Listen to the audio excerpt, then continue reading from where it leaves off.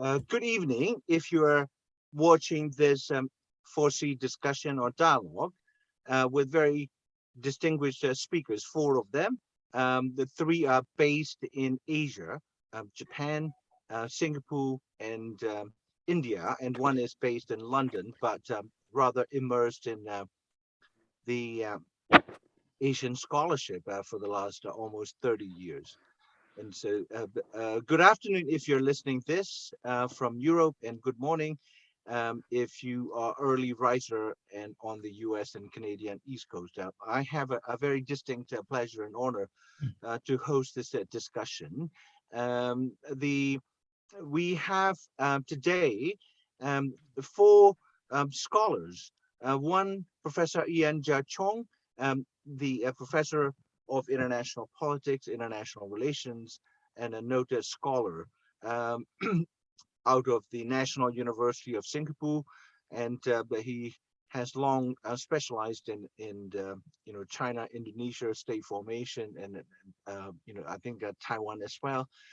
He is also an astute observer of international relations within the region and across Asia. And then we will have Professor Michimi Muranushi of Gakushuen University in Tokyo. He is with the Faculty of Law at the university there, and he specializes in mass atrocities, international relations, as well as he's also a close observer of China, North Korea. And he's been also a passionate advocate for the rights of Rohingya to return to their homeland of Western Myanmar. And then we will hear from Dr. Naranjan Sahu, but he is a senior fellow with the Observer Research Foundation out of New Delhi, and he's also regional director coordinator of the Carnegie International Peace Foundation funded network of rising democracies, and he has approached international politics from a democratic values perspective, and he will touch on that issue from New Delhi. And then last but not least, Professor Michael Charney is a well-known historian of Southeast Asia, specializing in military histories and also the rise of communalism in Burma. And he has written a number of the influential works on Southeast Asia, particularly on the colonial Burma and military histories. So today's topic is rather relevant, and that although the war, the Russian-Ukraine war, is happening in Eastern Europe and very close to the heart of Europe, this has sent shock waves in terms of energy prices. It also has contributed to the already acute situation of food security and economic security that had been affected negatively by the COVID crisis and the economic impact of the global pandemic. And now we've got the war. Russia is one of the largest suppliers of energies, and Germany, 40% of German's energy import comes from Russia.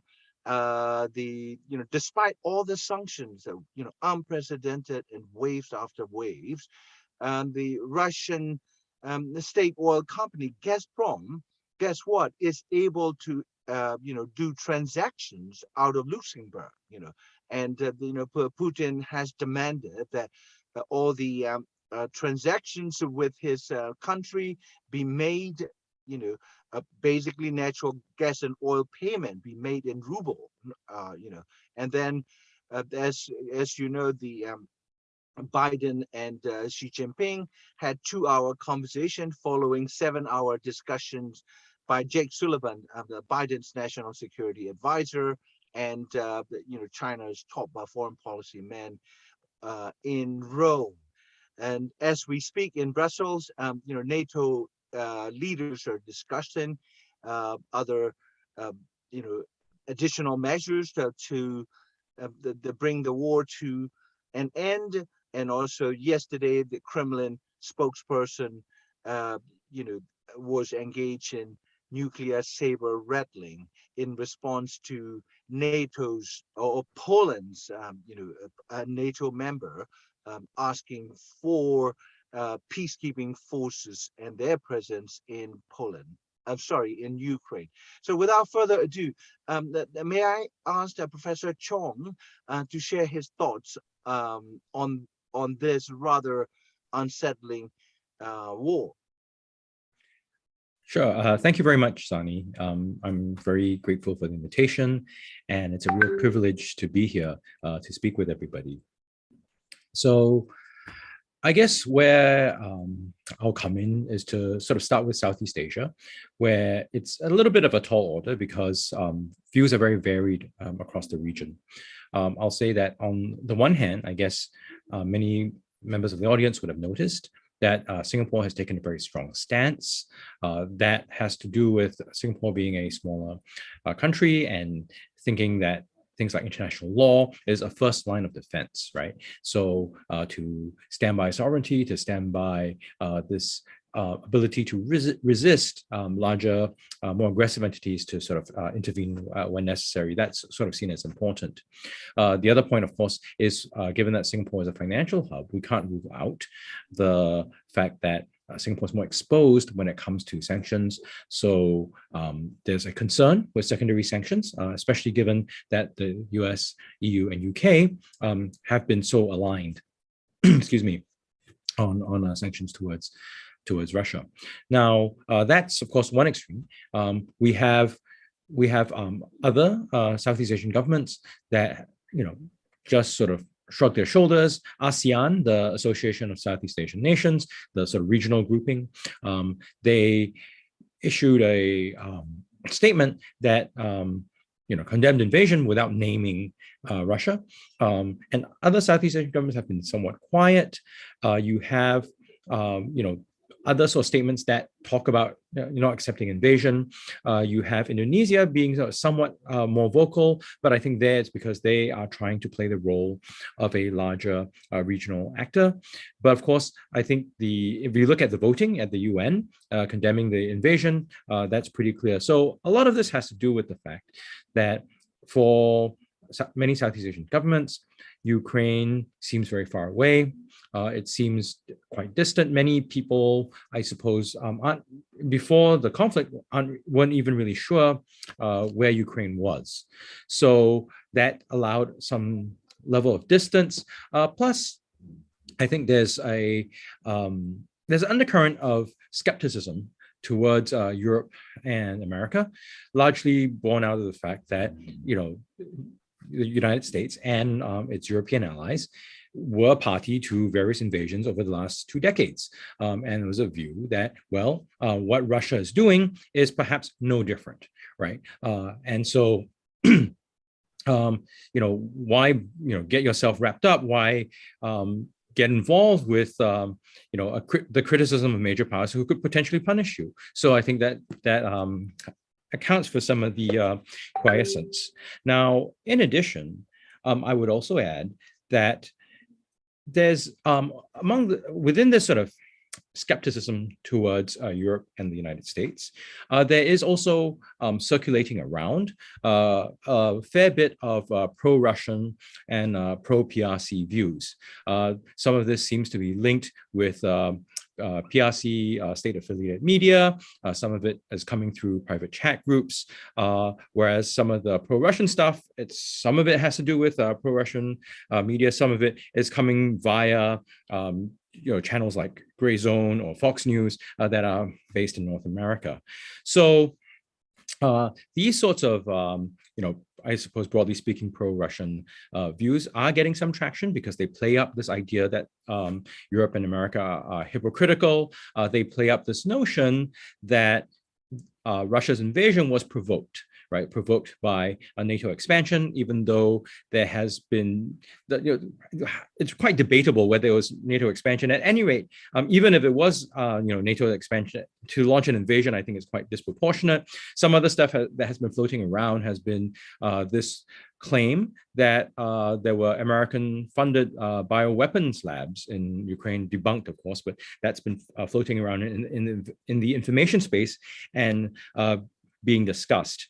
I think, in addition, I'll touch a little bit on Taiwan, which I think it's very close to Southeast Asia, but it's a bit distinct. It's sort of in the sort of middle zone.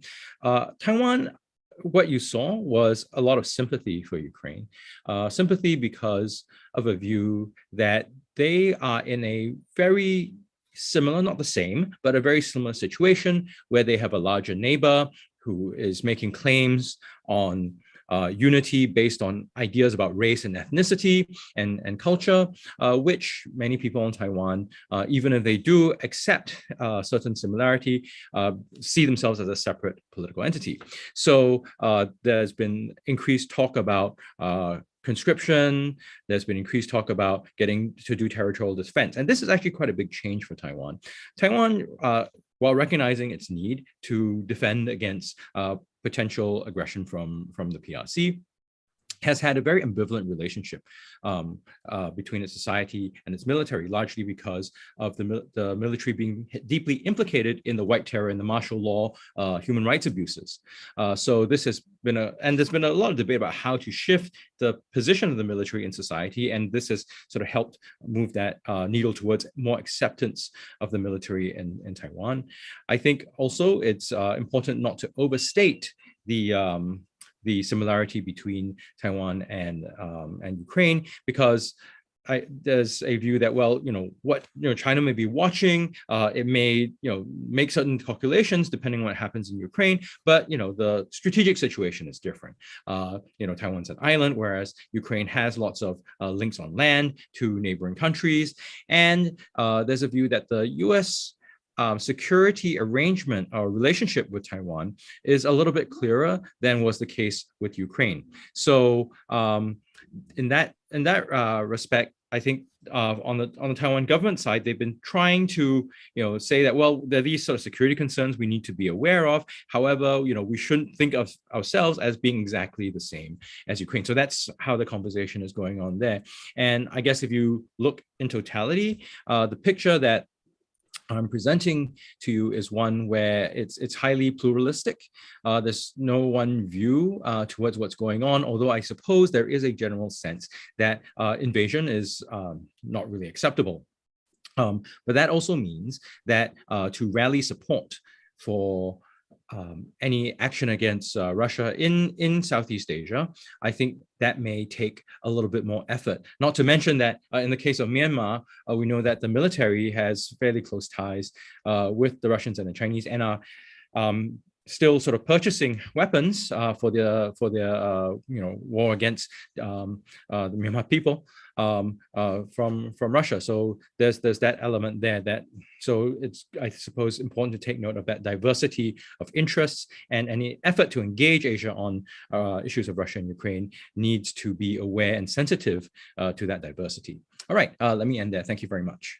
Yeah, thank you so much. We'll come back to the Southeast Asian states and people's views. Now, may I ask Professor Michimi Yes. to share his thoughts, views from Japan? Okay, thank you very much. My name is Michimi Muranushi, teaching international politics in Gakushu University, Tokyo. I will title my speech World Shortage of Cynicism in the Russian-Ukrainian War. I could be perhaps the most pro-Russian speaker among this group, but by the end of my speech, you will understand my point. The Russian aggression deserves worldwide condemnation. This was an unprovoked war in February 22, but it is true that the expansion of NATO eastward since the 90s was a provocative move on the part of the United States and Europe. And there was serious miscommunication between the West and Russia. alliance with the US during the Cold War. The US persuaded Japan to make it evolve into a more lasting alliance in which Japan is to assume larger role to help the US war in East Asia. But in Europe, countries which formerly belonged to the sphere of influence of Moscow, including the former Republic of the USSR, joined NATO. For Japan, this supposed enemy,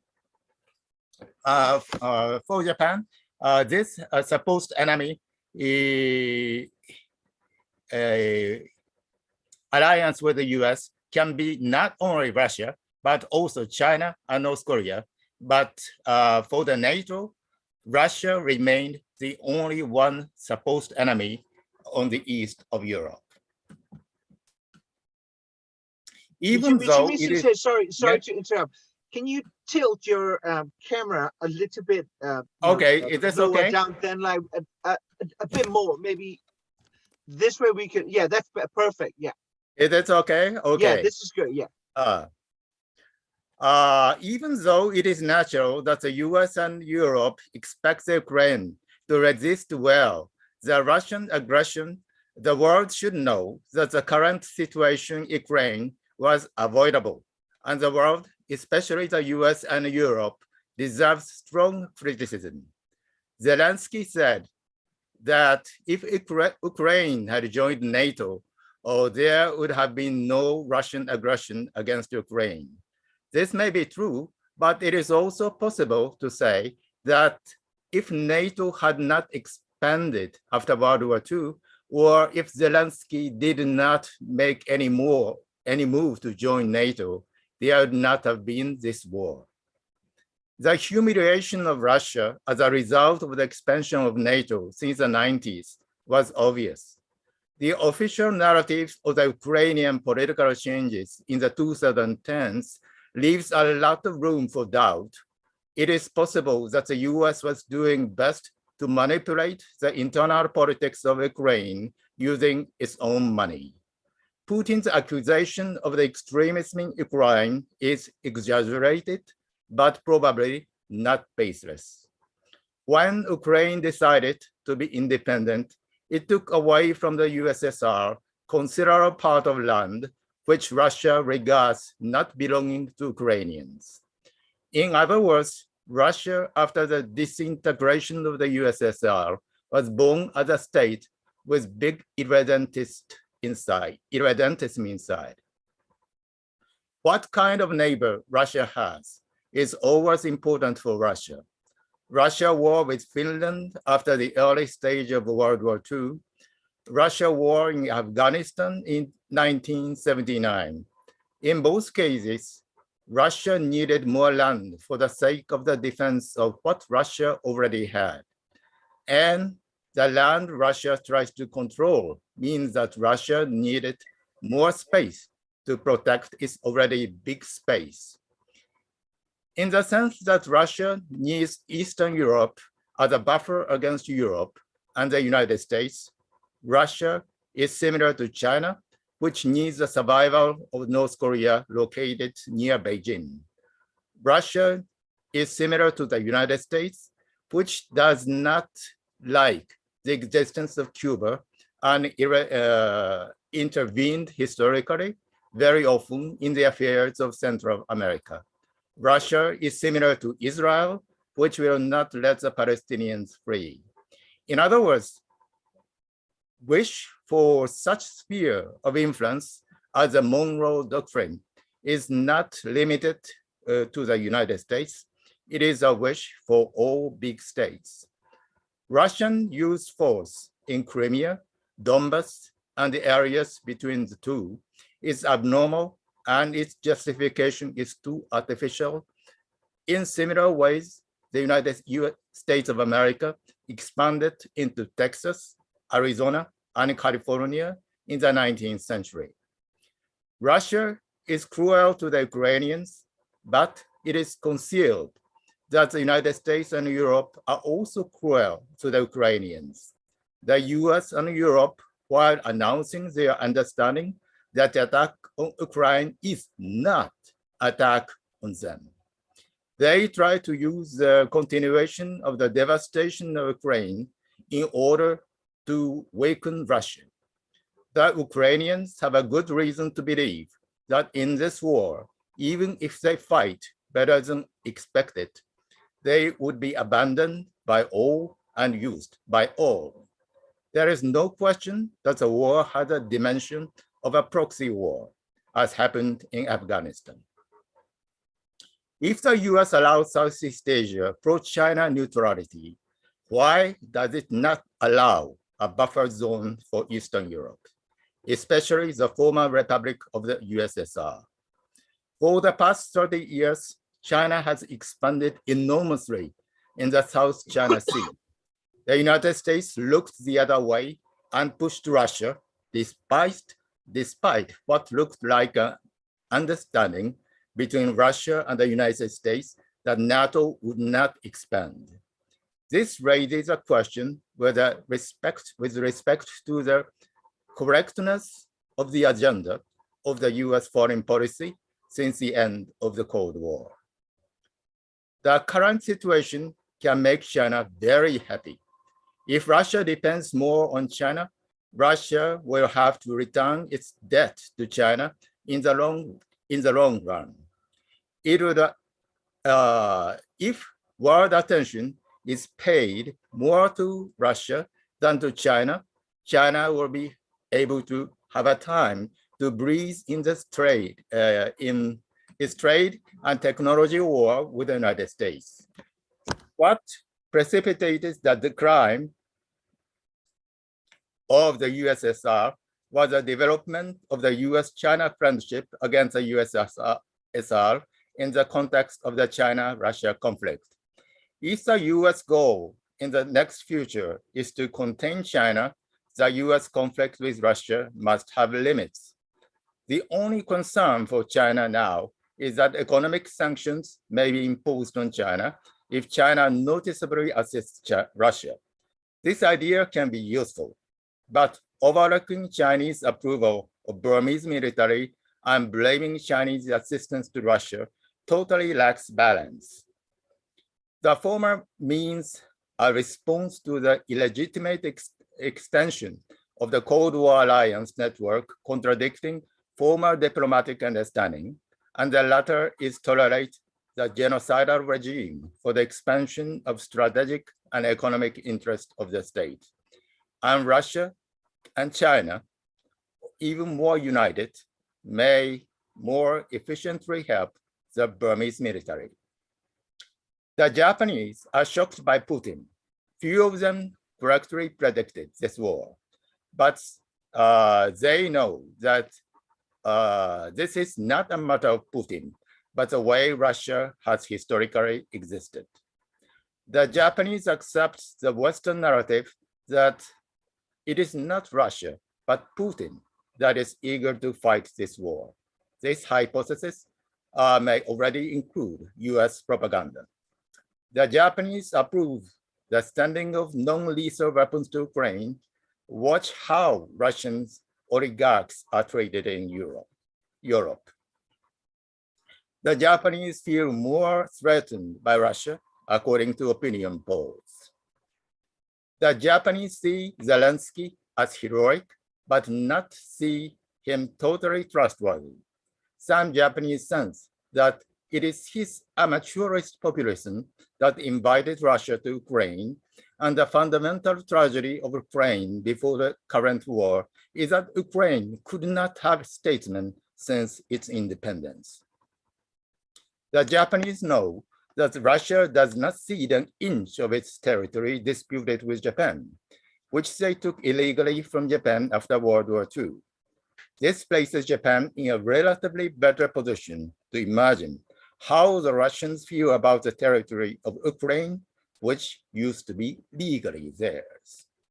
The Japanese are not surprised at Russian brutality. Japanese were there when Russian forces invaded Manchukuo in 1945. 500,000 Japanese soldiers were taken to Siberia for forced labor.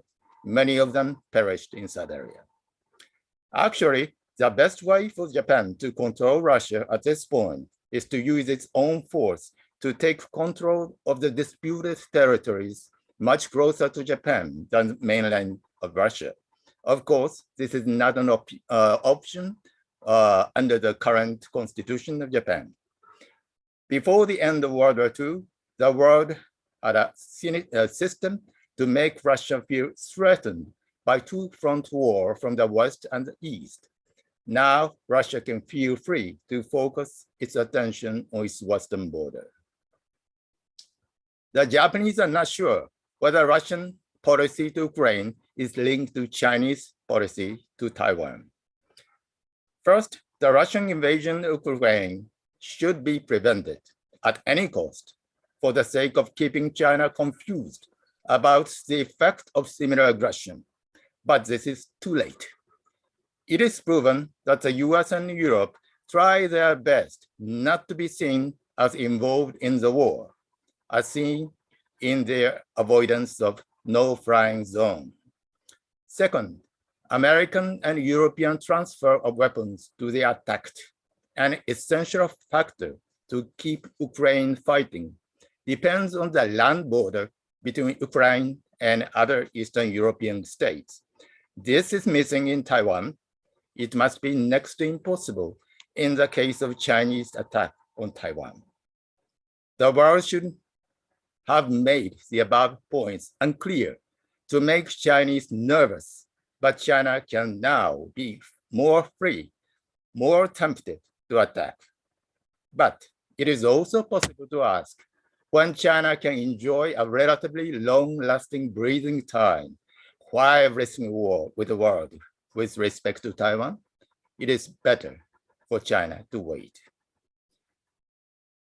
In sum, there is no choice but to condemn the Russian aggression against Ukraine. There is no chance but to help the Ukrainians to no choice but to help the Ukrainians to resist. But it is a role of the Ukrainians to produce statesmen who understand that the Ukrainians need to suspect not only the Russians, but also the Americans and the Europeans, and to be determined to walk on the tightrope. Before getting angry at the Russians, the US should recognize that this is another failure of US foreign policy, and that this failure will last so long as it does not see beyond Russia. Thank you. Thank you, Professor Michimi Muranushi. Now, can I ask Dr. Niranjan Sahu from New Delhi to share his thoughts?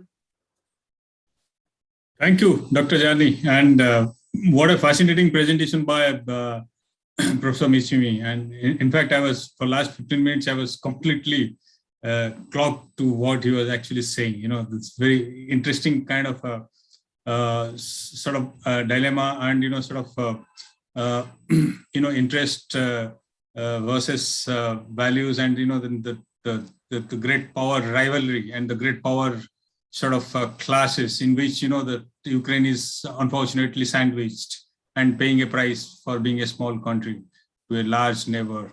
And that's where I think, you know, probably I would actually take it forward to, you know, the subcontinent and especially the South Asia, in a place where India is very precariously positioned, being the largest democracy and one of the, you know, responsible global power, is today cutting a sorry face in sort of open naked invasion of a country by it's one of the closest it's one of the closest allies, you know, Russia. For a long time, India has been dependent on Russia, whether it's on, you know, supporting on many occasions in United Nations or even in you know, with China, or even in US onslaught during the Cold War. So India has currently, you know, in a very I would say quite in a sort of paradoxical situations that many obviously would misunderstand, and there'll be obviously misunderstanding about India's position, because it looks as if India is by abstaining in 5 consecutive votes in UN and UNHRC, India has in somewhere or other actually thrown its whatever moral and sort of value kind of stick that it used to weld to the dustbin, and in a sense a country of a continental size is losing its sort of moral kind of a proportion that used to enjoy otherwise. So that's where India's dilemma. But I would actually also put in the context of what's happening also both in our own neighborhood as well as also globally. What actually Dr. Chong also said about Southeast Asia also holds true to South Asia, even I would say about Asia and Europe as well. That kind of sort of a cynical sort of response by many countries, big and small, to this entire thing which is happening in our own eyes. It begins with that the West's duplicity and hypocrisy, whether it's Iraq invasion or you have successive kind of war that were happening for last 30 years, in some pretext or other, has actually made this open naked invasion by Russia looks people take it lighter, thinking that the West has and can do and invade countries, sovereign countries, and do get away with butchering millions. So let Russia also do. Russia is entitled. So it's a very cynical kind of way. This also reflects very poorly about the global order, the UN system, and then the so-called democratic liberal order, which preaches values, principles, other thing, but only when it suits their interests. So that's where actually we are precariously positioned. And with regard to India, today, I would like to reflect what's the debate. We have a lot of debate actually happening at the domestic level. In fact, a lot of leaders, including some of the leaders of the ruling parties, are actually in a very, very, precariously positioned. Some of them, including Subramaniam Swamy, who is a big vocal, supporter of the current government, right-wing government. Yesterday, he wrote a big article in one of our national newspaper in Hindu, condemning that that India's stance is morally downgrading, and India's stance, abstaining, in this particular situation lowers its, whatever gravita that it is to enjoy.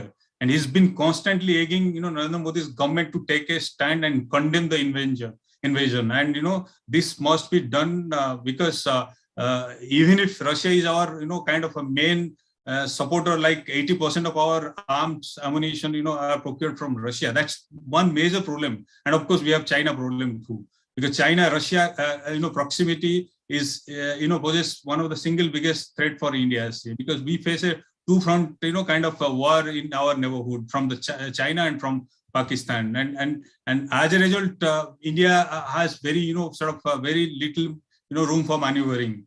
So in a sense, whatever stance India has been taking is basically guided to a great extent by the geopolitics, by the security, concern, and then almost complete dependence on Russian arms. So that's where actually India stands. But if you see also last 3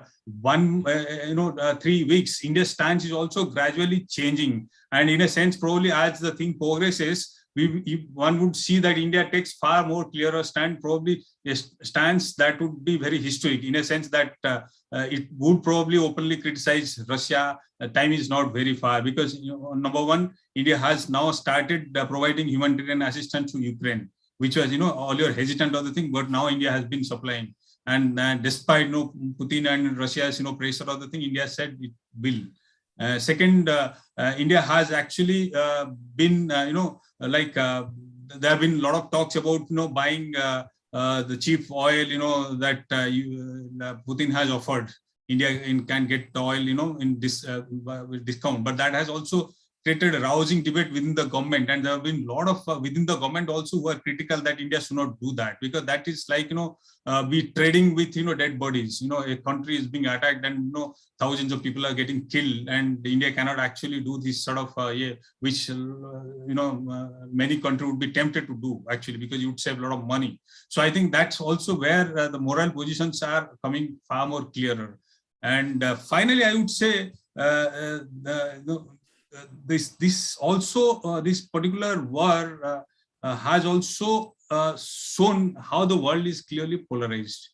And in Asia, in Europe, you go to even America, any part actually. In fact, I was actually looking at some of the statistics about the voting, the very fast voting. You can easily see the polarizations within Asia and in other regions. Like 59% from Asia and 52% of African countries actually voted in favor of the US-backed resolutions which condemned the invasion. But then what happens to the rest actually? From Afro-Asia, you have 57% countries who actually abstain. Why? That speaks a lot actually. Which means, that what, Dr. Chong said, that the distance, people think that, it's Europe's matter or the thing, it really doesn't bother for people in Asia or Africa, or for that matter, even some of them countries in Latin America.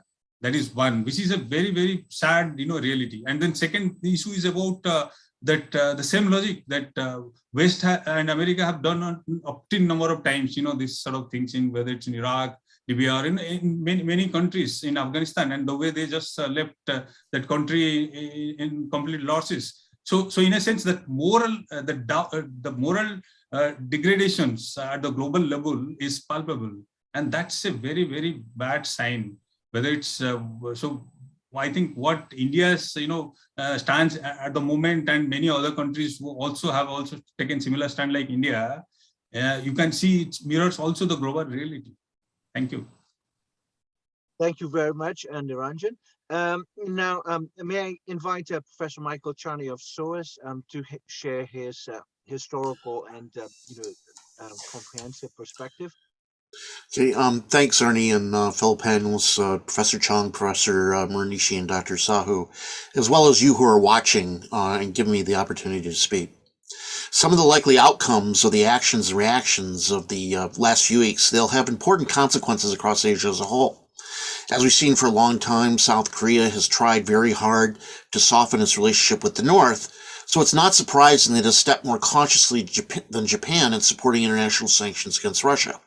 Although its alliance with the U.S. did lead to South Korea's cooperation in the end, it's remained less enthusiastic than was Japan's. The reason is South Korea fears emboldening North Korea. On the one hand, the invasion of the Ukraine might be a boon for North Korea. North Korea has long been suffering from the cutting back of the supply of Russian oil, and with it, the pariah state's production of chemical fertilizer, and that contributed to economic catastrophe and famine. And now the situation is changing, and it could see the reverse. Russia it has been argued, might decide not to abide by the international sanctions regime that caps North Korean fuel to 500,000 barrels per year, as opposed to South Korea's import of something like 22 million barrels per day. Politically, North Korea would be a clear beneficiary should the Asian economy be affected by the emergence of opposing blocs. And in line with this hope, perhaps, North Korea voted against the United Nations resolution calling for Russia to halt its invasion of the Ukraine. But the bigger fear for South Korea is the encouragement the Russian invasion gives to revisionist states everywhere who seek to change borders their leaders inherited, and North Korea is one of them. North Korea's long-lasting hope has been to erase the armistice line and reunite the peninsula under its control. Worse, what has stymied a Western response in Ukraine is Putin's constant reference to Russia's possession of a nuclear arsenal. And as a result, this underlines and makes very clear to Kim Jong-un the advantages of North Korea pursuing both nuclear weapons and its long-range ballistic missile technology. Russia and China have led efforts to reduce existing sanctions. A changed geopolitical climate appears to threaten to make them irrelevant altogether. And while the setting loose of North Korea may be a concern for Japan, it creates larger problems for the long-standing U.S. ally and Quad member. The big game in East Asia for a decade now has not been waged between the U.S. and China, but between the latter and Japan. Japan's attempts to compete with the BRI with the free and open Indo-Pacific vision has secured its alliances with Australia, the U.S., and India, as well as different Southeast Asian partners. But Russia had vigorously tried to drive, but Japan had vigorously tried to drive an economic and perhaps security wedge between Russia and the PRC through investment in the declining Far East, a peace treaty returning some of the Kuril Islands to Japan, and cooperation with Russia in limiting China's expanding influence. Faced to choose between Russia and retaining its close relationship with the U.S., Japan decidedly favored the U.S. and responded with robust targeted sanctions in response to the Russian invasion of the Ukraine. Russia responded with less robust, but perhaps more symbolically dramatic moves by withdrawing from the World War II peace treaty talks and freezing joint economic projects with Japan and the Kurils. Southeast Asia's response has been mixed. Singapore came out very quickly against the invasion and promised sanctions against Russia. Singapore's vulnerability to Malaysia and Indonesia and the memory of ideas such as Mafalindo ensure that it is a staunch supporter of the international rules-based order and the sanctity of territorial sovereignty. Unsurprisingly, in sharp contrast, the military junta in Myanmar strongly supported the invasion on the grounds of shoring up Russia's national security. Nevertheless, the other 9 members of ASEAN, including the NUG, which represents the overthrown government of Myanmar, have adopted more cautious approaches for a number of reasons. And I'll give you some of these. First, the region is only now recovering from the impact of COVID, and they don't wish to risk economic recovery in a sanctions war with Russia and perhaps its supporters in the future if they can do so without hurting economic ties with the West and Japan. Second ASEAN states have traditionally tried to steer clear of political involvement in each other's domestic affairs, and the peculiar historical relationship between Ukraine and Russia is close enough to warrant that kind of hesitance, in their view. Third, sanctions have usually been frowned upon as representing unwanted external manipulation by the West. Southeast Asia has a long experience with both international sanctions on fellow countries in the region, thanks to the legacies of the U.S. losing 3 countries, Laos, Cambodia, and South Vietnam to communism during the Cold War, and many decades of military rule in Myanmar. The region also has long and uncomfortable memories of past pressures from the U.S. and other Western countries to impose them on their neighbors, or experience with how to circumvent these sanctions with the help of their regional friends. Officially, Malaysia and Indonesia have no issue condemning the Russian invasion, but refuse to cooperate in unilateral sanctions, only raising hope they might do so if these are put through the United Nations. Laos and Vietnam have a long history of close relations with Russia, have decided to remain neutral, as have Thailand and Cambodia. The Philippines and Brunei have been critical of Russia, although slow to come to this and reticent to go further than condemnation. The fifth reason for cautious footsteps is that in many Southeast Asian countries, the general public is not on board for the campaign against Russia. Unofficially, among the Malaysian and Indonesian publics, years of Western Islamophobia is paying Russia dividends, as Russian propaganda has found a receptive audience among netizens on social media in the majority of Muslim countries where anti-Western sentiment is rife. And 6, one might even argue along the lines of Benedict Anderson that Indonesian and by extension Southeast Asian political culture favors strong leaders. And always remember that in Indonesia, at least, Adolf Hitler is remembered as a great leader who revealed charismatic power through their bold actions. And this is something the invasion of Ukraine and even lingering memories of Putin's high-profile horse-riding, bare-chested riding in the news media would seem to support that he's a bold leader with charismatic power. So what's ahead in the next year or so? Well, despite the events in the Ukraine being so far away, there may be very serious consequences ahead for relationships between Asian countries. The U.S. may force many of those on the fence to choose sides. President Biden has most recently threatened secondary sanctions against China if it supports Russia.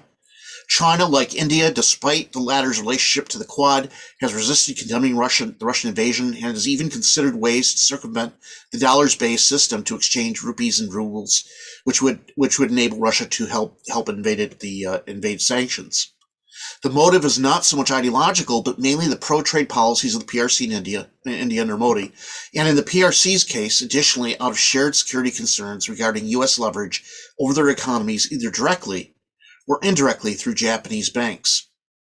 Biden's threats, though, raise fears among Southeast Asian states such as Thailand and Indonesia that would rather stay neutral, that they might also face sanctions for continuing to do business as usual with Russia.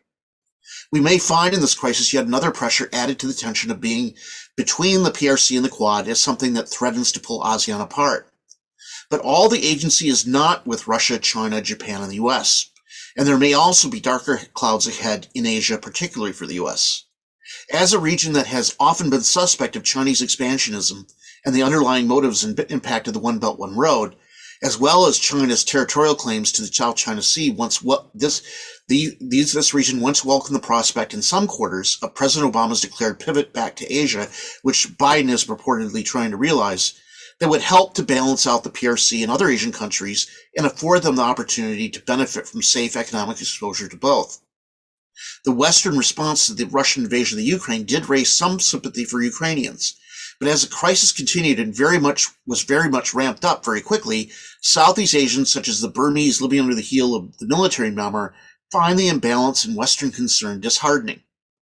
Social media and opinion pieces by both those in the West and especially those in Asia have decried the underlying racism that makes Ukrainian lives appear to seem to the West to be more valuable than those of Asia, the Middle East, Africa, and Latin America, where responses are often late, half-hearted, and self-serving. The U.S. in particular has been blamed for moral hypocrisy as well, given its numerous invasions and military strikes in the Middle East in the last 2 decades and a kind of determined unilateralism where the U.S. is a sole arbiter of global right and wrong. One of the things that was clear with another international provocateur, Hitler, 80 years ago, is that he failed miserably in the end, but did shape the world as we know it. Similarly, we may find that Putin will also fail or may also fail in the Ukraine. But nevertheless, in the long run, he and those who respond in the way they are to him in the West may still be responsible for a new geopolitical order on a global scale, and the U.S. place in Asia may become less welcome than it once was. Thank you very much. Thank you so much. Let me just, I mean, there's so much that's been coughed up, you know, I mean, we can take the discussion in basically infinite directions.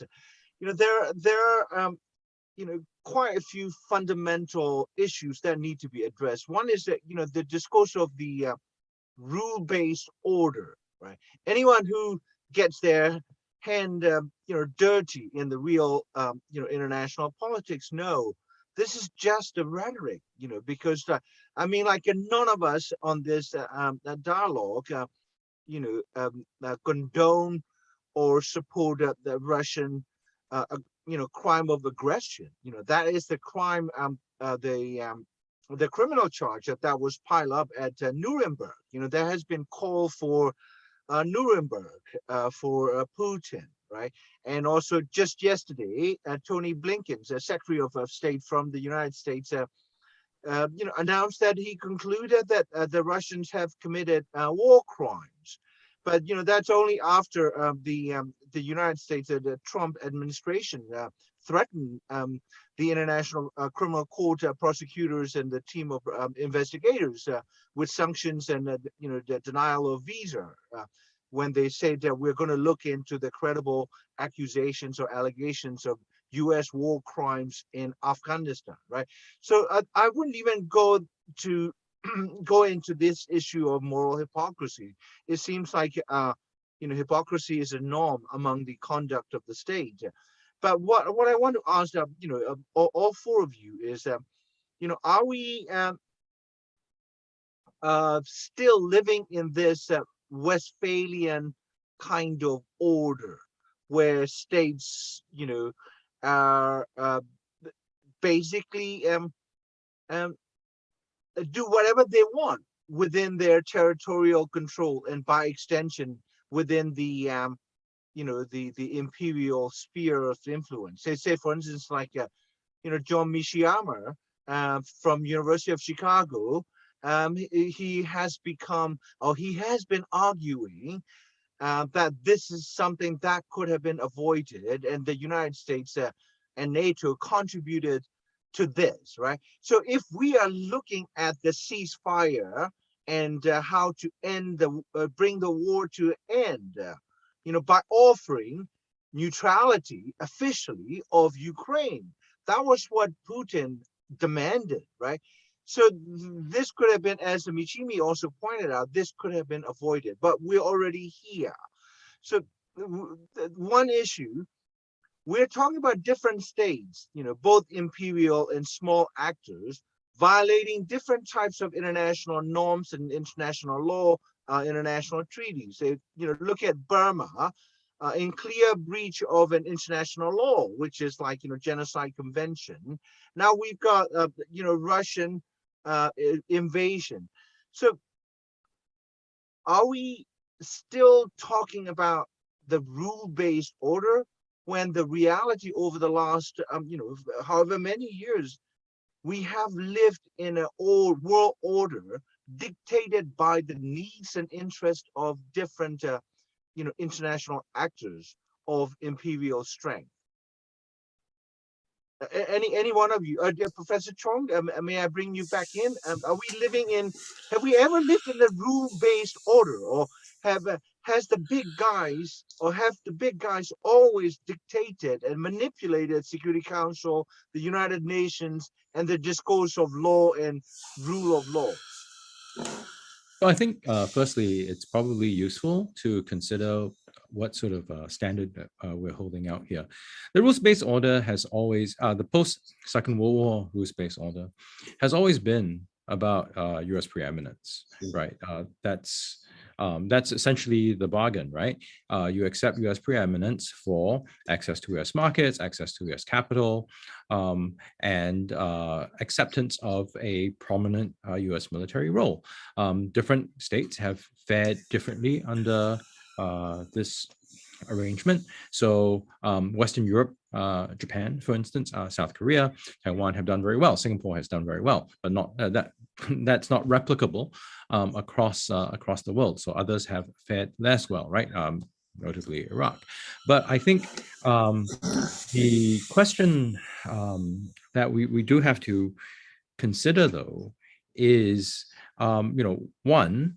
Well, the two questions we have to, where do we put alliances and how do we understand collective security? Because this, of course, relates to the question of NATO and what smaller actors should do, right? Because there is the question, there's the issue, why did Russia under Putin invade? One claim, of course, is that, it was provoked by NATO expansion. The other claim is, perhaps NATO was too weak.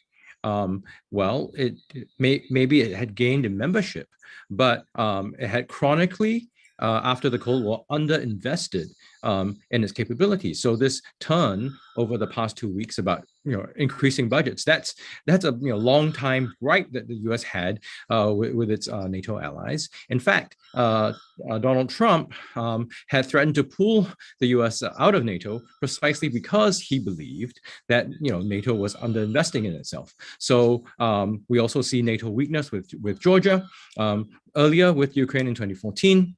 So that could, and also with the withdrawal in Afghanistan, so that could have sent a signal of weakness that could be read in Moscow as well. If Moscow pushes forward, nothing's going to happen, right? Could be a miscalculation, but that's something that we cannot rule out at this point. Now, the other question that this raises up is, how do we look at things like spheres of influence, right, by major powers? Because that can be, if you look at, if you ask smaller entities, that is highly troubling. It restricts your autonomy. It puts you at the risk of being intervened upon, attacked. Now, why I raise this is, this whole idea about spheres of influence and major powers has been around for a while. If you look at a claim about the need for security and having a sphere, that's what Japan did in the lead up to the Pacific War. It didn't turn out very well for Japan, neither did it turn out very well for its neighbors. That's what Germany under Hitler tried to claim as well. So, I would be a bit cautious about how far we can go with spheres of influence. There, of course, is an argument that, if the major powers agree, then you divide up the world, perhaps sort of like what happened at Yalta. But how stable those arrangements are constantly under question. So these are issues that I think are worth thinking about more, and asking ourselves, whether having these sorts of mechanisms in place, what we're accepting, how that actually affects us, especially if you're not a major power. So I think it's important to keep those things on the table. Thanks. Can I ask Professor Michimi specifically, because Japan has been one of the, strongest adherents of the United Nations, you know, the peace principle, you know, you've got the peace constitution, you know, Article 9 cannot be, you know, it's ironclad. Do you see any historical parallel between the United Nations and its categorical failures in every single international crisis of significance and the League of Nations? Obviously, you know, like the League of Nations was not supported by the United States. You know, it was not party to it. But now we've got, you know, 193 member United Nations run like an autocratic club, you know, like five countries dictate what happens at the Security Council, the only body within the UN that is authorized to actually effectively, meaningfully intervene to maintain international peace. And the Security Council is in a perpetual coma from which it is unlikely to come back to life, you know. And therefore, you know, what role and what value the UN is, rather than being a diplomatic talk shop and you know, every time a major powers does anything in violation of international norms and law, UN is standing by helplessly. You know, like whether we look at the post 9/11 US invasion of Afghanistan, or unauthorized you know, the second invasion of Iraq by the United States and the NATO allies. But you know, the most that the United Nations could do was send the ICRC and UNHCR to clean up after the war. Well, what is the value of the United Nations these days? I mean, this is not a rhetorical question. This is a question that we need to ask. This is the largest interstate organization that is standing helplessly. Okay.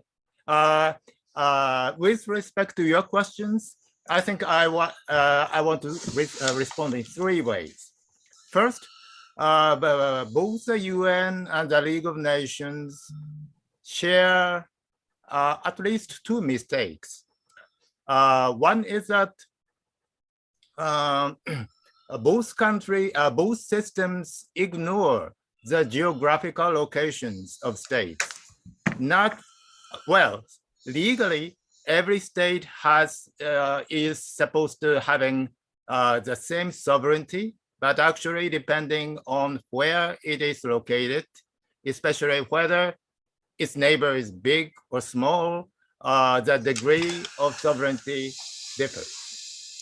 Second, I think you have to know that some states become bigger because they have good reasons. I mean, big states become bigger because they were sort of bad. I mean, they were expensive, they are very aggressive, they didn't pay respect to law historically. That's why they are big now. I think so in the sense that some states are big and some states are small, you should not assume that every state has the same degree of being bound by law. So, but I think that the United Nations is better than the League of Nations in only one way. It is that no big state is trying to separate itself from the United Nations and to make a new international system. Because the big states have some veto power and they have their own some egoistic interest to achieve. So in that sense, the United Nations is helpless, but that helplessness is linked to the way it is maintained. That's Now, Naranjan, you work on you know, value-based politics, you know, like democracy, liberalism, pluralism, right? And you know, India itself is heading in a rather anti-pluralistic direction, you know, with the persecution of you know, millions of Muslim Indians, and you know, striking through 2 or 3 million Indian Muslims from the national registry, right? And you know, almost following the footsteps of the Burmese state with respect to Rohingya. Do you see this balancing of values and interest, like, I mean, every politician, every leader would always say, come with some kind of, lip service to values, while he or she may jettison those values and then pursue hardcore, the state interest, right? So do you see the revival of values, or the need to uphold certain norms in the interest of collective security? Because if every big actor is pursuing its own core interest at the expense of any type of shared values, there is no glue that keep the states and the national communities together, in the shared pursuit of a stability and peace and prosperity, if you will. It's a very, I think, very complex question, and I don't think one can really give a conclusive answer, but I'll attempt. One, I think I'll first address about the India's turn, in which minorities feel insecure, and there have been cases of persecution, and I think there are two separate things one has to understand. One is, of course, the democratic politics, which has turned majoritarian. That's not just about India. I think in many countries, even some of the so-called advanced liberal democracies, you look at Europe, you look at Americas, and you have seen many cases it's happening, and nationalism, populism, they're just converging and producing a kind of very bizarre outcome, which not many probably 10 years back had expected. So I think it's a very serious issue, and it also having an effect on countries' democratic sort of stability as well as its future, and that's where also its stance at the global stage also in many ways will be is reflected. So that ambivalence, you can easily see that probably the government would have been far more forthright in terms of let's say it will abstain in the United Nations resolution, and will not vote against its very close friend Russia, but it could have always condemned the invasion and said this is unacceptable. So those kind of things could have been done, but that is also not done. And second thing about, I think what you said is about the global system, about the liberal order, and then the way the values, norms, rule-based order, these things are actually given a pass. I think entire thing has actually started, I would say, with the global, I would say the main player, for that order, what Dr. Chung, that second, post-Second World War, order, which largely, propagated, funded, and supported by United States. So you are actually witnessing that decline, for last, I would say, the decline probably started with the 9/11. The post 9/11, the trajectory that United States actually took, the way it went and invaded the countries and violated the entire United Nations, whatever principles United Nations, what credibility it had actually built, was destroyed by the same countries which had actually invested so much and strengthened it actually in the earlier decades. So I think the problem started with US, and its allies, of course, in many ways are also responsible, because I don't think they have a stronger voice with the US, because many of them have actually been, a part of that security architecture it created, and they've been beneficiary. So in a sense, that also puts what that India's position today with Russia, that India sadly is not able to take a very clear and strong stand, because it has been also beneficiary from Russia's cheap weapons and arms, other things, and in many ways also Russia's sort of support in terms of providing whether it's about hydrocarbon and other way. So I think that's also where actually the dilemma is. So today, I think clearly the decline in values and the sort of cynicism that has grown is largely because of also America violating them, and also another significant thing is also America's own decline. Last 10 years, you can see that sharp decline, whether it's in what's happening in our region in South China Sea, whether you look at in what China has been doing in Hong Kong, or what is happening in Myanmar. Look at the genocide and the issues of Rohingya, and then the coup.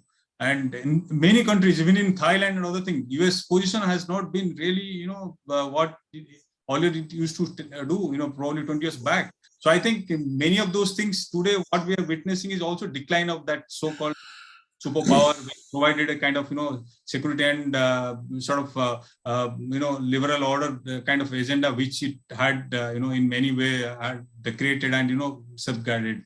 So I think we probably have to get along with this sort of chaos and sort of I would say temporary loss of faith. Hopefully the countries would see the values in protecting those sort of norms and rule-based order. Otherwise, it will be as you said, going back to the Westphalia, it will be like big countries, mightiers will take whatever the way they can. Thank you, Mike. I mean, from a historical perspective, like you've heard, and I mean, all of us have heard the historical comparison drawn. Like portraying Putin as a madman, irrational. Hitler. The talk of World War III. Just 2 weeks ago, George Soros wrote an op-ed in the Project Syndicate, Vladimir Putin and the threat of World War III. Is this type of comparative discourse really helpful to understand what is unfolding before our eyes? You say, for instance, like Liz Truss, a UK British Foreign Secretary, said that Putin's recreating or attempting to recreate Soviet Union, whereas in fact, Putin is going for the pre-Soviet Russian imperial sort of historical revivalism, right? So is history useful? Well, yeah. One of the things Putin wants to get, I mean, we can't climb into Putin's head, but he's made it very clear before that, he thinks that the collapse of the Soviet Union was a tragedy and one of the big tragedies of modern history. But one of the things he wants, people don't do things for no reason at all. I'm going to step back a little bit in terms of history, just to point out that some of the revisionist historiography on the German invasion of Russia under Hitler, people often ask, why did Hitler throw everything away and invade Russia? But the idea is, you look at Hitler's second book, not the first one, but the second book, and his aspirations for global power compared Germany to the British Empire and the U.S., and both of them had extensive agricultural reserves to support a growing population, and Germany didn't, and that's where Lebensraum comes from. In Hitler's head, strategically, Germany would fall behind Britain and the U.S. unless it gained Eastern Europe. And so for him, the bigger struggle was Germany's long-term global dominance. That could not be achieved unless they actually took Russia, so that's why he invaded. So the people who think short term, like, well, Hitler got everything he wanted in Europe, why did he throw everything away? Well, that's because in his big picture of things, his strategy, that made sense. Nothing else mattered. We can't figure out exactly what Putin's strategy is, but I think a lot of it has to do with control of energy supply to Europe. And the move into the Ukraine was to bring under control an alternative source of a potential source of natural gas and other things to Europe, to give him more leverage over the rest of Europe. I would imagine that's part of his long-term strategy to revive Russian fortunes. So although I can't say 100%, I think that his strategy might have been more rational than you think. It's just that the short-term thing that we're all looking at, the reaction to NATO extending itself into Ukraine and him reacting to this. Remember, he's been in the Ukraine for a long time. The possible extension of NATO, that might have just been, the timing might just have been for Putin that would deprive him of his long-term strategic goals. And so that's why he moved. It wasn't an immediate reaction, knee-jerk reaction to NATO stepping in per se. It's just that that would have deprived him of the opportunity to move into the Ukraine at a later point once NATO was put into place for obvious reasons. And there's all kinds of other factors. I mean, we can talk about, I think a lot of the other factors I would point to, things like southern Ukraine is largely Russian speaking. You have more pro-Russian protests in the south. You look at where, but I think a lot of those things would have just been excuses for the Russians to move in. I think that all Putin really cared about was Russian power. I think anything else you can throw in, including history. He's not trying to recreate the Soviet Union on the basis of, I want my borders there because they're historically there. It's because Ukraine has things that allow him to either deprive Europe of something or monopolize it under his control. Right. Now to Professor Chong. How much does the role of, profiteering, economics, play? Because we talk about geostrategic, geopolitics, history, but war always brings certain windfall of profits to certain sector of global economy, and at the expense of others. Like the one thing that people don't seem to realize is the United States has one of the largest natural gas and oil reserves in the world, yeah? And that if the U.S. could cut Europe's reliance on Russian natural gas, that market is open up for the U.S. oil and gas sector. And then the other one is like, NATO is now paying its proper due. The German Chancellor, approved $100 billion spending and agreed to pay every single penny it owed to NATO, right?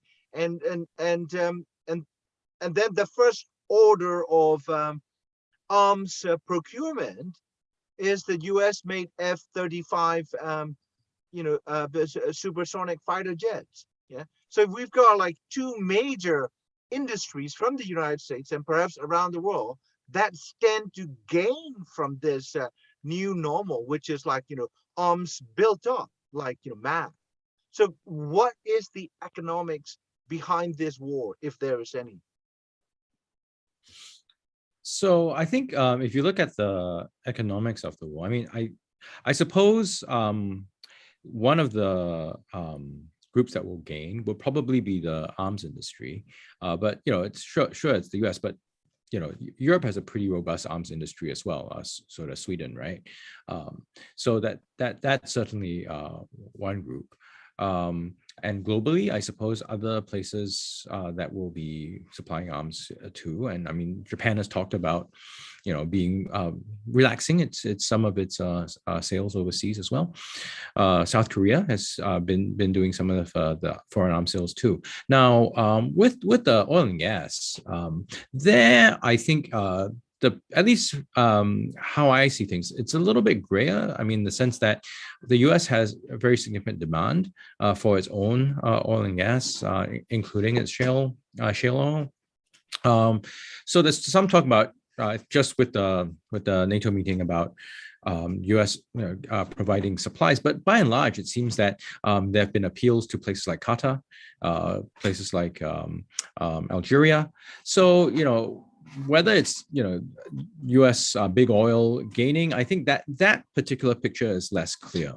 I mean, probably the arms industry. Now, I think there are going to be other things that will come up that will really mitigate whatever benefits, because if you look at global energy prices, they're highly volatile right now. That's not going to be good for other industries, especially industries that require transport, right? So shipping, air, then and global supply chains, as everyone knows, is already under strain.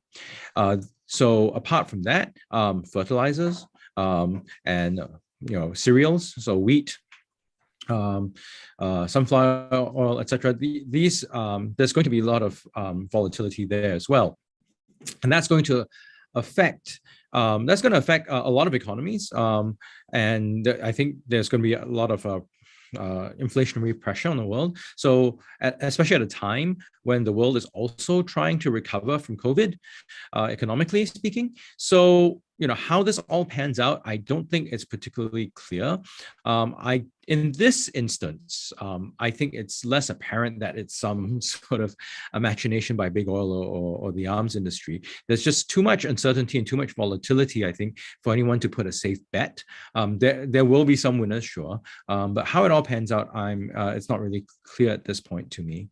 It could affect the US quite badly too. Clearly, it's affecting Russia. It could affect the rest of the world too. Okay, here's my final question to every single one of you. We are confronted with basically climate crisis, right? And the last United Nations, report basically offer us a very, very dire warning that 1.5 degree centigrade cap is almost impossible at this point, right? And so the climate change transcends borders and transcends nationalities, everybody. And we are, witnessing this, potentially expansive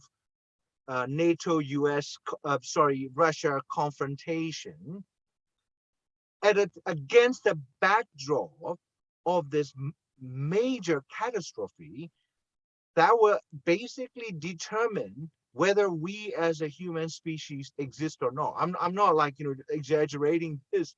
So do we need, or can we afford to pursue the 2,000 years of imperial politics? Yeah, the big powers, great games, rivalries, when we are confronted as a species and a planet, this existential crisis, right? So how do we propagate the view that we really need revolutionary leaders? Not in a left-right sense of revolutionary, but in the sense of salvaging our species and the planet from the brink of essentially extinction. We're not going to be hit by meteorites, right, like dinosaurs, but we are being hit by multiple crises. So what are your thoughts on this, existential question that we need to be thinking if we consider ourselves some thoughtful citizens? Let me just start with me. Okay, Niranjan, and then three of you, and then we'll close this. Yeah, that's a very interesting question. In fact, why I actually got excited to jump in is I just last week I finished a chapter for International Idea on climate change and democracy, that interconnection. So in a sense, I got really excited with your questions. I think, Ukraine war sooner or later will, it will end, and, with all the sort of tragic consequences and, both humanitarian as well as, financial other things, the world would still, move on other thing. But the climate change, the threats that it, brings, the kind of challenges, especially for the developing world, the millions of, people who are actually already paying the price. We have, particularly in India and South Asia, which has some of the largest, the poorest populations.